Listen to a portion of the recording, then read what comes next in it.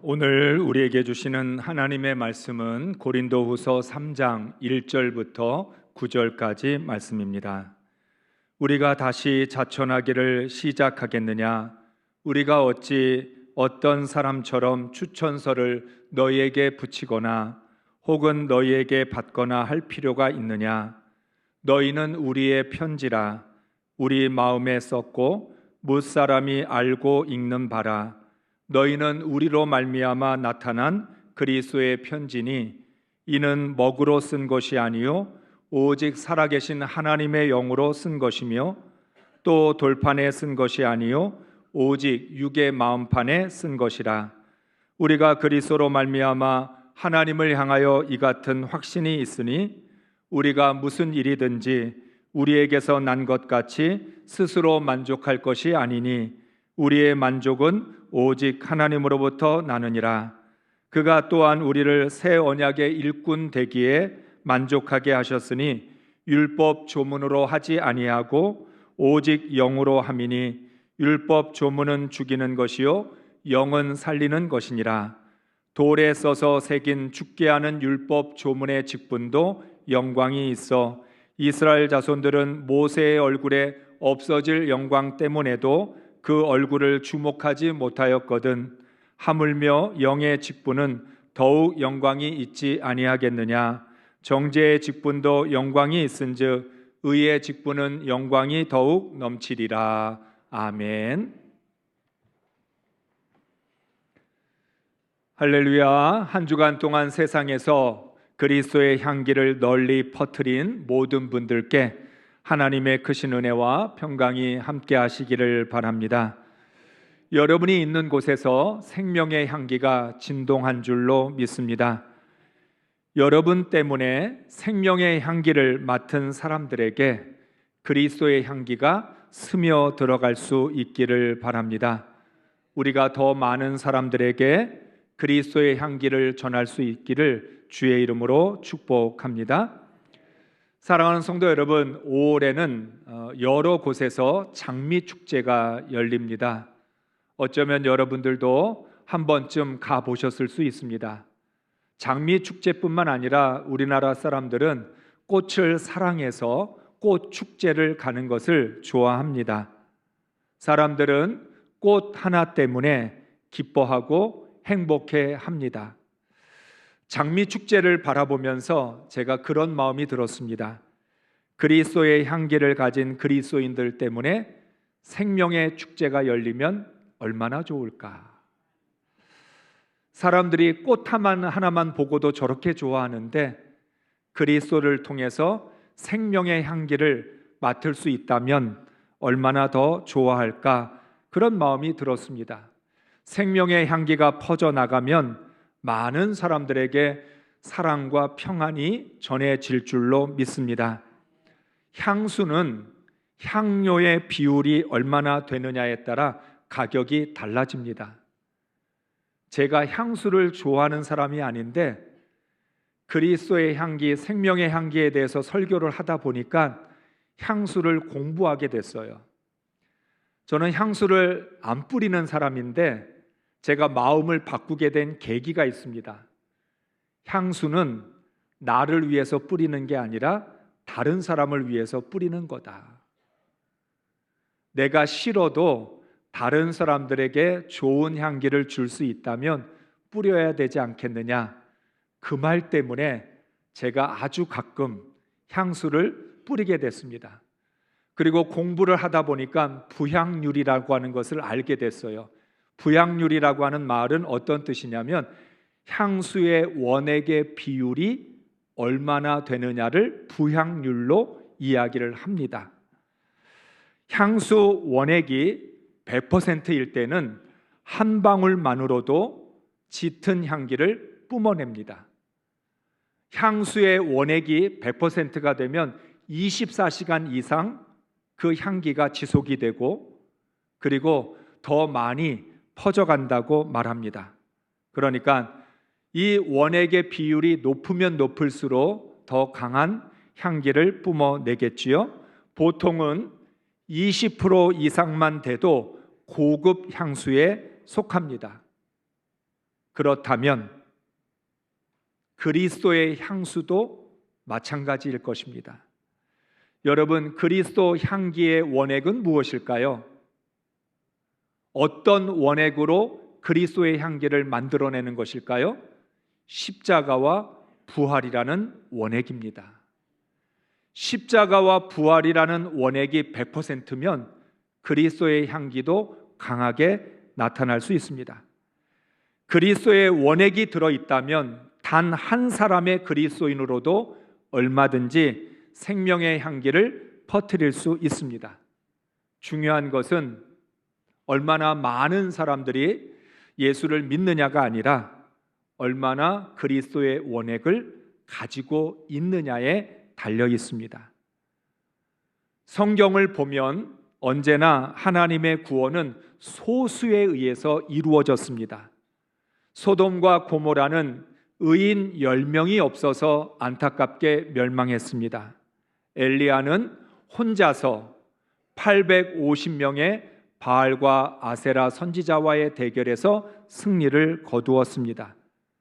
이스라엘은 비록 멸망하기는 했지만 하나님께서 남겨두신 남은 자들을 통해서 예루살렘으로 돌아올 수 있었습니다. 초대교회는 순교자들의 피로 로마 제국을 이겼습니다. 교회의 역사를 보면 그리스도의 원액을 가진 100%의 사람들 때문에 하나님의 나라가 확장이 되었던 것입니다. 오늘날 세상을 바라보면서 탄식하지만 마시고 내가 과연 100%의 그리스도의 원액을 가진 사람인가? 나는 100%의 복음의 사람인지 우리 자신들을 돌아봐야 될 줄로 믿습니다. 현실은 어떻습니까? 오늘 우리 그리스도인들이 이 그리스도의 원액에다가 여러 가지 세상의 것들을 집어넣어서 희석을 시켜버렸습니다. 쉽게 말하면 복음의 원액에다가 우리의 생각과 감정을 집어넣어 물타기를 한 겁니다. 그래서 그리스도인들에게서 나는 냄새가 생명의 냄새인지 사망의 냄새인지 구별하기가 어려워졌어요. 교회와 우리들이 100%의 그리스도의 원액을 간직하고 있어야 되는데 거기에다가 너무 많은 세상의 것들을 혹은 우리의 생각을 집어넣는 바람에 그리스도의 향기인지 세상의 향기인지 구별하기가 어려워진 것입니다. 그래서 바울은 그리스도인의 정체성을 그리스도의 향기로 비유한 다음에 계속해서 신앙의 본질에 대한 말씀을 합니다. 2장 16절 끝에서 누가 이 일을 감당하리요라는 질문을 던집니다. 그러니까 우리가 그리스도의 향기가 되어서 생명의 향기를 퍼뜨려야 되는데 과연 누가 이 일을 감당할 수 있겠느냐? 오늘 말씀과 연결해 보면 누가 100%의 십자가와 부활의 원액을 가지고 그리스도의 향기를 퍼져나가게 할 수 있겠느냐? 과연 그런 사람이 있느냐라는 물음입니다. 사랑하는 성도 여러분, 우리가 그리스도의 향기가 되고 싶다라고 하는 열정만 가지고 그리스도의 향기가 될 수 있는 것은 아닙니다. 내 안에 그리스도의 원액이 있어야 그리스도의 향기가 될 수 있습니다. 그것도 100%의 순수한 원액이 되어야 아무리 세상의 향기가 진동을 해도 그 속에서 그리스도의 향기를 강하게 뿜어낼 수 있는 것입니다. 바울은 이 사실을 알고 있었기 때문에 그리스도의 향기를 퍼뜨리기 위해서 나는 날마다 죽노라고 고백했습니다. 왜 바울과 같은 위대한 사도가 날마다 죽어야 했을까? 내가 죽지 않으면 나에게서 그리스도의 향기가 나가는 것이 아니라 육신의 향기가 나가기 때문에 나는 날마다 죽노라고 고백을 한 것입니다. 바울은 어느 누구보다 강력한 생명의 향기를 퍼뜨리고 싶었습니다. 그래서 그는 영적 싸움을 하루도 포기하지 않았습니다. 바울의 마지막 고백, 나의 달려갈 길을 다 달려가고 선한 싸움을 마치고, 그런 고백을 할 수 있었던 건 그가 정말로 그리스도의 향기, 생명의 향기를 온 세상에 퍼뜨리고 싶었기 때문에 치열한 영적 싸움을 벌였다라는 것입니다. 그것을 2장 17절에서 말씀하고 있습니다. 나는 하나님의 말씀을 팔아서 먹고 사는 장사꾼처럼 하지 않고 순전함으로 하나님이 보시는 앞에서 그리스도 안에서 말씀을 전하는 하나님의 일꾼이다. 이미 초대교회 때만 해도 하나님의 말씀을 팔아서 먹고 사는 장사꾼 같은 거짓 사도들이 존재했습니다. 그래서 바울은 고백합니다. 나는 순전함으로 하나님 앞에서 그리스도 안에서 복음을 전하는 하나님의 일꾼이 되려고 애써왔다. 바울은 자신을 믿을 수가 없었습니다. 자신이 아무리 은혜가 충만하고 또 열정이 뛰어나고 말씀을 잘 전한다 할지라도 자신을 의지하지 않았습니다. 그래서 두 가지를 안전장치로 삼은 거죠. 하나님 앞에서, 그리스도 안에서. 바울이 그리스도의 향기로 살아가기 위해서 언제나 조심했던 것입니다. 나는 하나님 앞에서 복음을 전해야 되고 그리스도 안에서 사명을 감당해야 된다. 그랬기 때문에 바울은 추천서가 필요 없다고 말씀합니다. 여러분, 오늘 3장 1절의 말씀을 읽어보면 느닷없이 바울이 추천서의 이야기를 꺼냅니다. 2장 17절까지 말씀을 마치고 나는 순전함으로 하나님 앞에서 그리스도 안에서 복음을 전하는 하나님의 일꾼이라고 말을 해놓고는 1절에 넘어오면서 추천서의 이야기를 합니다. 이렇게 말하는 이유는 그 당시에는 복음을 전하는 순회 전도자들과 복음을 가르치는 교사들에게 추천서가 필요했습니다. 왜냐하면 예수를 믿는 사람들을 핍박하는 시대였기 때문에 누구인지를 알지 못하면 말씀을 전하도록 기회를 줄 수가 없었던 거예요. 그러니까 초대교회에는 많은 사람들이 왔다 갔다 하고 새신자도 많이 늘어나고 있는 상황이었기 때문에 어느 사람이 와서 내가 말씀을 전하는 사람이니까 말씀을 전할 기회를 달라, 그러면 그냥 아무나 줄 수 없지 않겠습니까?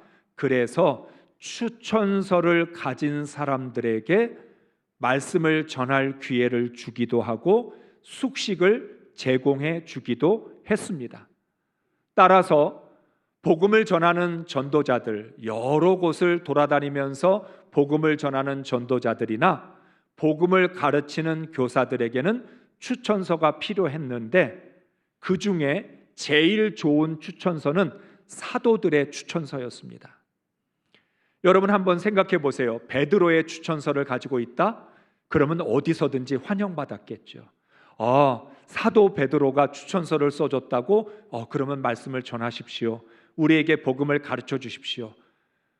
초대교회 예루살렘 교회의 지도자였던 예수님의 형제 야고보가 써준 추천서라면 이건 확실한 효과가 있었을 겁니다.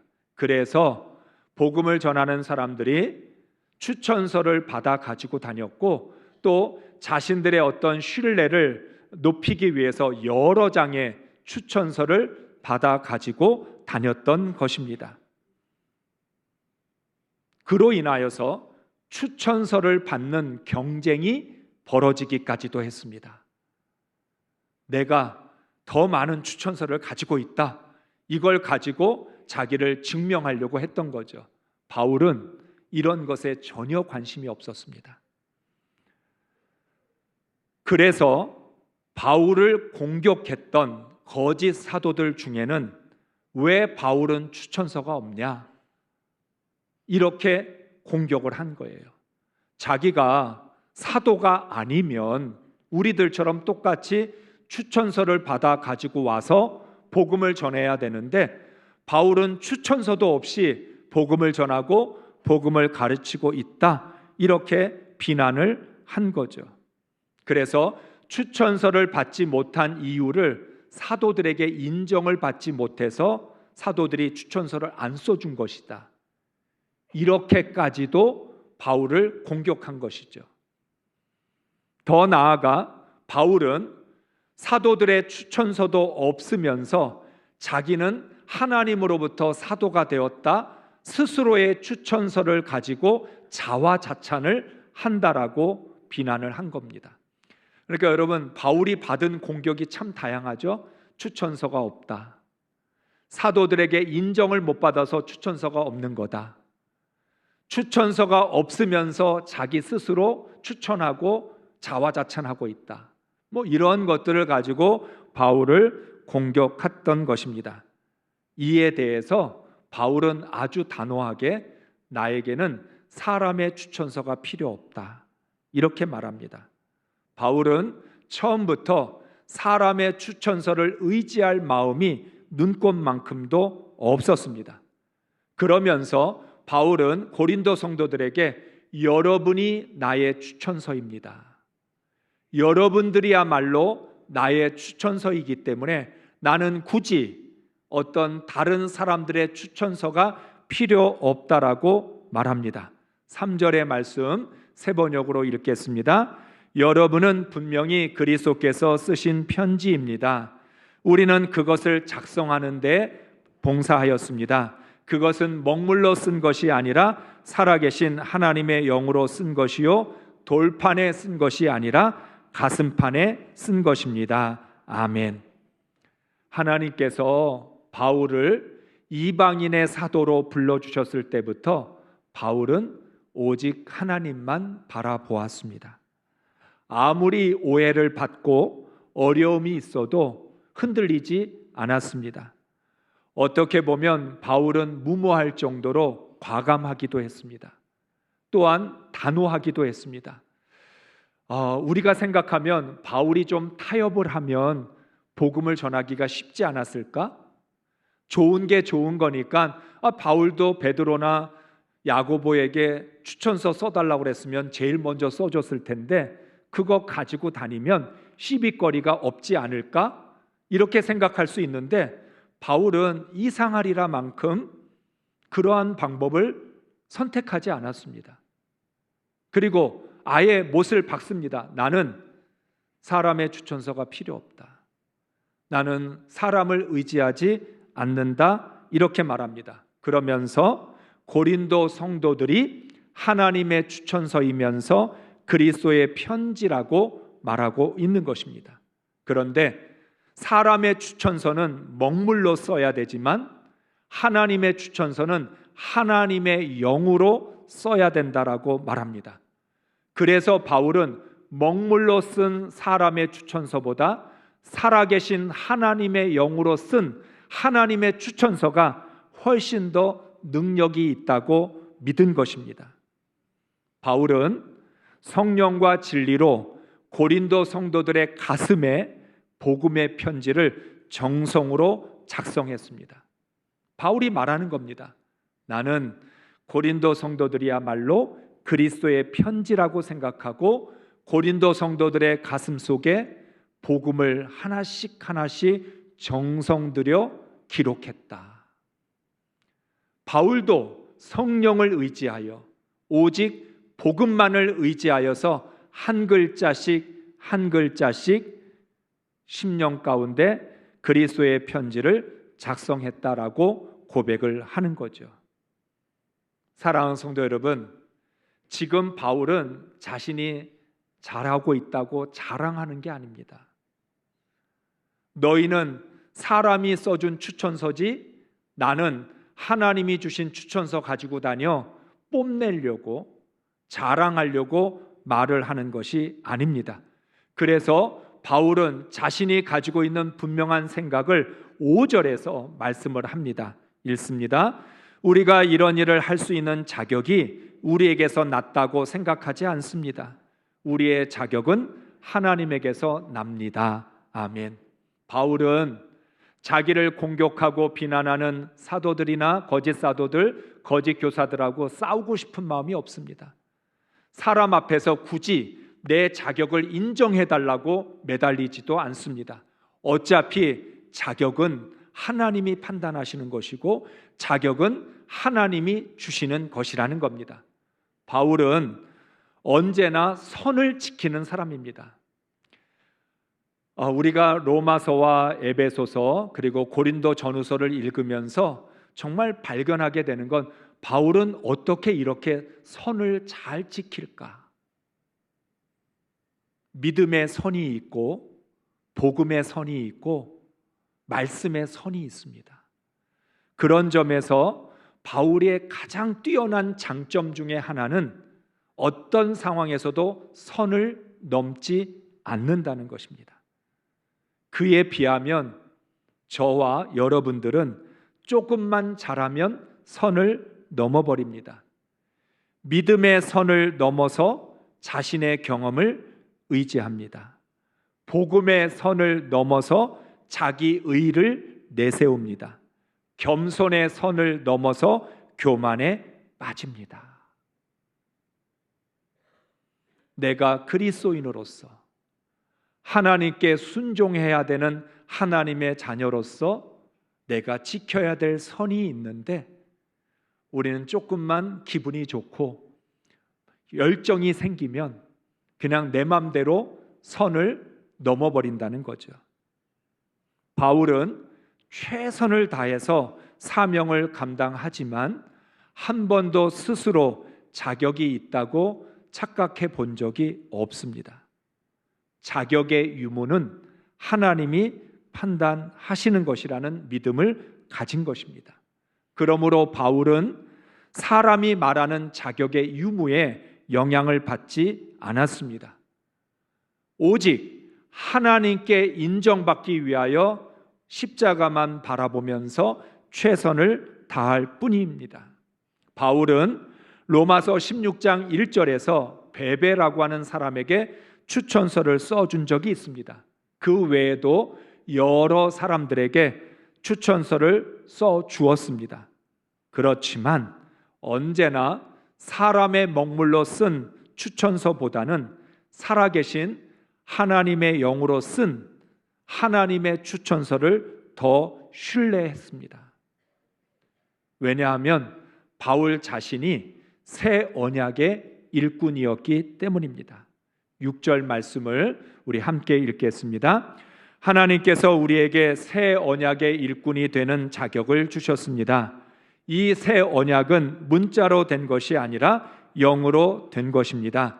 문자는 사람을 죽이고 영은 사람을 살립니다. 아멘. 바울은 말합니다. 내가 하나님께 받은 것은 문자로 기록된 율법이 아니라 영으로 기록된 그리스도를 받았다. 하나님으로부터 문자로 돌판에 새겨진 율법을 받은 모세는 옛 언약의 일꾼이었습니다. 그래서 옛 언약의 일꾼이었던 모세는 율법을 따라 하나님의 일을 감당했습니다.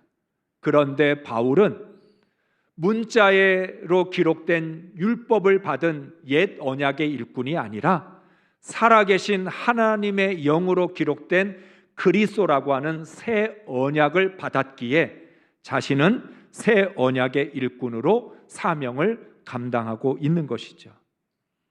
여러분, 바울은 정말로 복음을 이해하고 적용하는 데 탁월합니다. 여러분들이 이 바울 서신을 읽으면서 우리 모두가 좀 바울을 본받았으면 좋겠어요. 바울은 내가 누구인지 자신의 정체성을 정확하게 깨달았고 그것에 의해서 사명을 감당하는 방법과 태도들을 가지고 있습니다. 그러니까 바울에게는 일관성이 있어요. 내가 누구냐? 새 언약의 일꾼이다. 그러면 내가 하나님으로부터 영으로 기록된 그리스도를 받았다면 내가 사명을 감당할 때에도 하나님의 영으로 기록하는 그리스도의 편지를 쓰는 하나님의 사람이 되어야 되지 않겠느냐? 이렇게 말한 것이죠. 새 언약의 일꾼답게 성도들의 심령에 그리스도를 써내려간 것입니다. 사랑하는 성도 여러분, 새 언약의 일꾼은 새 언약에만 집중해야 합니다. 바울은 새 언약을 전하고 가르치는 일에 집중했기에 다른 것에 신경 쓸 겨를이 없었습니다. 그러니까 바울은 목적이 정해지면 그 목적 외에 다른 것에 한눈을 팔지 않습니다. 100%의 그리스도의 원액을 가지고 100%의 살아계신 하나님의 영으로 그리스도의 편지를 작성하는 일에만 온 힘을 기울였던 것입니다. 그에 비하면 저와 같은 오늘의 목회자들은 자꾸만 새 언약이신 그리스도에게 집중하지를 못하고 있습니다. 그래서 자꾸만 복음 외에 다른 것들을 집어넣고 다른 것들을 가르치려고 합니다. 성도들이 복음이 아닌 다른 것들에 한눈을 파는 이유는 바로 말씀을 전하는 목회자에게 책임이 있는 거죠. 오늘날 교회가 예수 그리스도에게 집중해야 되는데 예수 그리스도에게 집중하지를 못해요. 자꾸만 거기에다가 다른 것들을 덧붙이거나 희석시키기 때문에 그런 일들이 생기게 된다는 겁니다. 우리는 그리스도를 알고 복음을 실천하며 전하기에도 시간이 부족합니다. 그런데 우리는 우리의 힘을 분산시켜요. 우리의 마음을 분산시키고 우리의 생각을 분산시키는 거예요. 그러니까 흐트러질 수밖에 없는 거죠. 앞서도 말씀을 드린 것처럼 100%의 원액에다가 자꾸만 거기에다가 세상 것들을 집어넣고 우리의 경험이나 우리의 생각을 집어넣으니까 이게 그리스도의 원액인지 아닌지 구별하기가 어려워지게 되었다는 거죠. 예언자들의 메시지는 오직 하나님께 집중하라는 것입니다. 우리가 지금 호세아서부터 스바냐까지 소예언서의 말씀을 계속 새벽기도 시간에 읽고 있는데 그 모든 예언자들의 메시지는 공통된 점이 있습니다. 오직 여호와께 집중해라. 너희의 마음을 하나님께 돌려라. 하나님께 집중하지 못하기 때문에 문제가 생기는 것이고 마음이 하나님께로부터 떠났기 때문에 여러 가지 문제들이 생기고 있다는 거죠.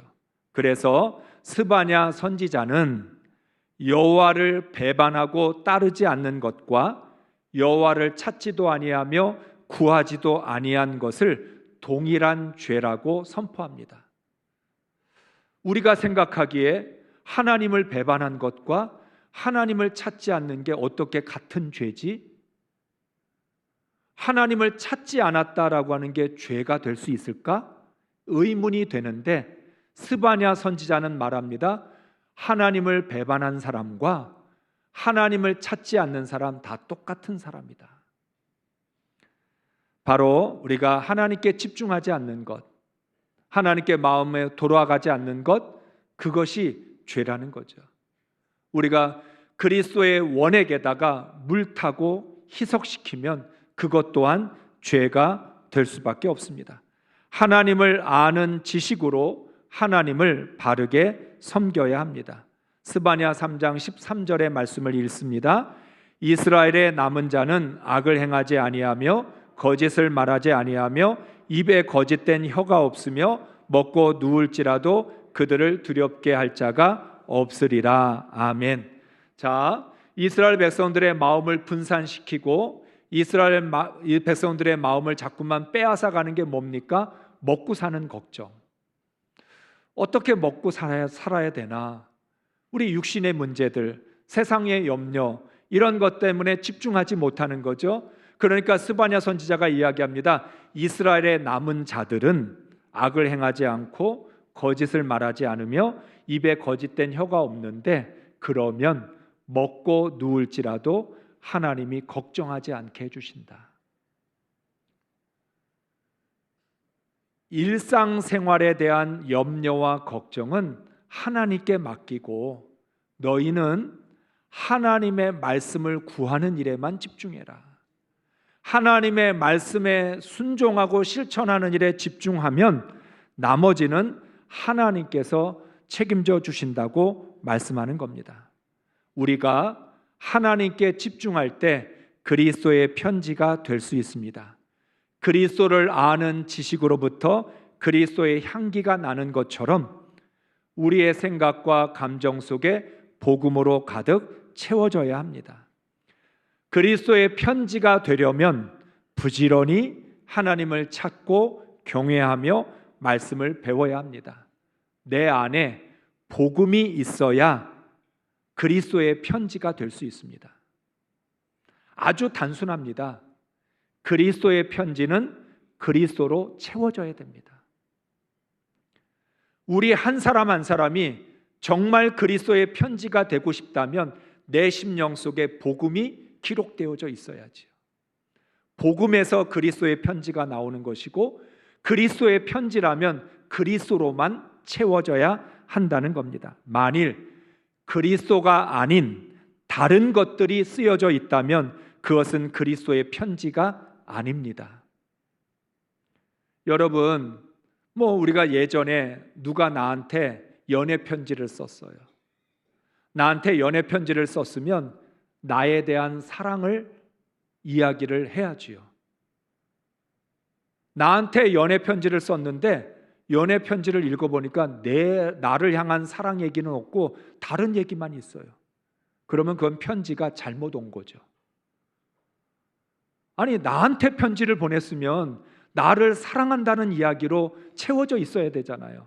그런데 막 다른 사람의 이야기를 하고 엉뚱한 소리를 하면 그거는 나한테 보낸 연애 편지가 될 수 없다는 겁니다.